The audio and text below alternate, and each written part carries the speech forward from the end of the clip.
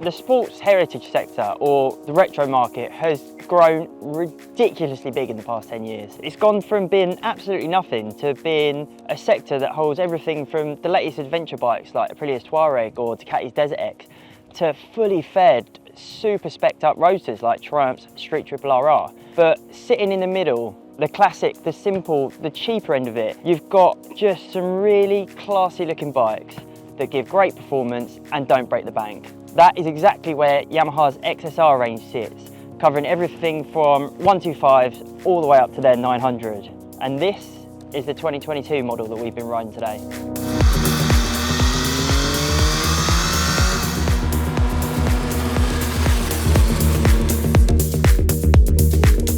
Last year, they updated their MT-09. They basically gave it the works. New engine, new chassis, new suite of electronic rider aids. It really had everything. And this is the platform that the new XSR sits on. So essentially it's got the same CP3 motor, which produces more power, more torque than the previous generation. It's also lighter, and it's got a 6-axis IMU, which powers a whole host of rider aids. It's got traction control, lift control, slide control, basically everything you need, and 4 rider modes as well.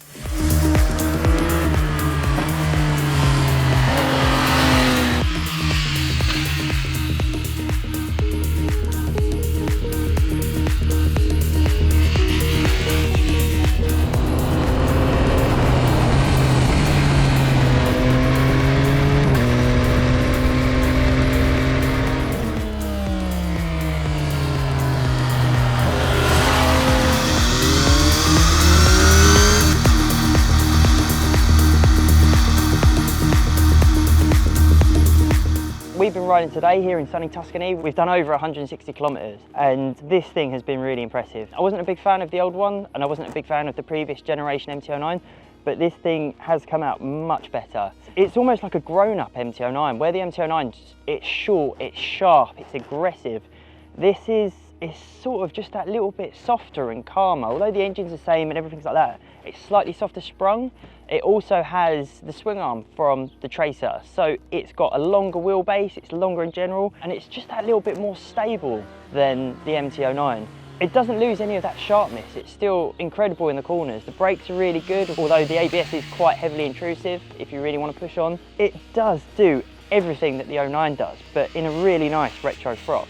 And it looks really nice as well. I wasn't sure when I first saw it. I didn't know about the seat. I know I'm a bit young to sort of appreciate them real 80s retro vibes, but in person, it looks lovely. It's really refreshing to see a bike that's not covered in plastic with the engine just covered in clutter. It looks really bare and it looks really smart.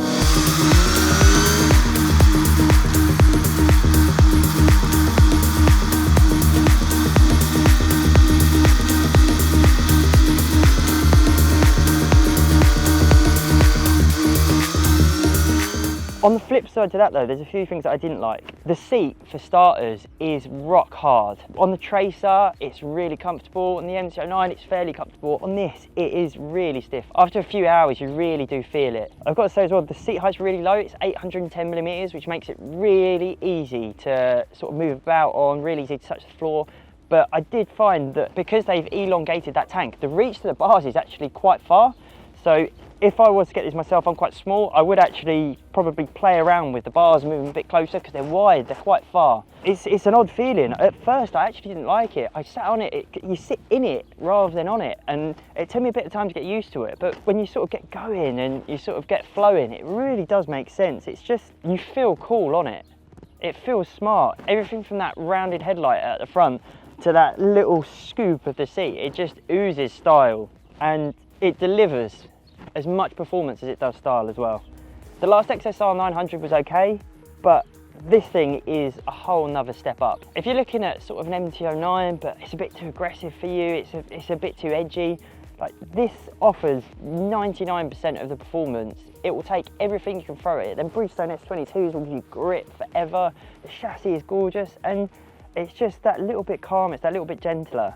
All right, it's still a bit snatchy in mode 1, it's quite aggressive on the pickup, but mode 2 and 3, it's super smooth. You can either ride it really hard, you can really attack it, or you can just cruise along. That's the beauty of it. The fact it's got all your rider aids, it's got all your rider modes. You can put it in mode 4, which restricts the power. It's got cruise control. It does come fully loaded. At 10,200 quid, it's a lot of bike and a lot of style. If you're looking for something in the sort of sporty heritage market, but you want to sit closer to the sports side of things, you want to have a bit of fun, you want to have a bit of excitement, this really is the bike for you. It delivers everything I wanted and more. It's not the comfiest bike in the world, nor is it the most practical, but it delivers on the performance as much as it delivers on the looks.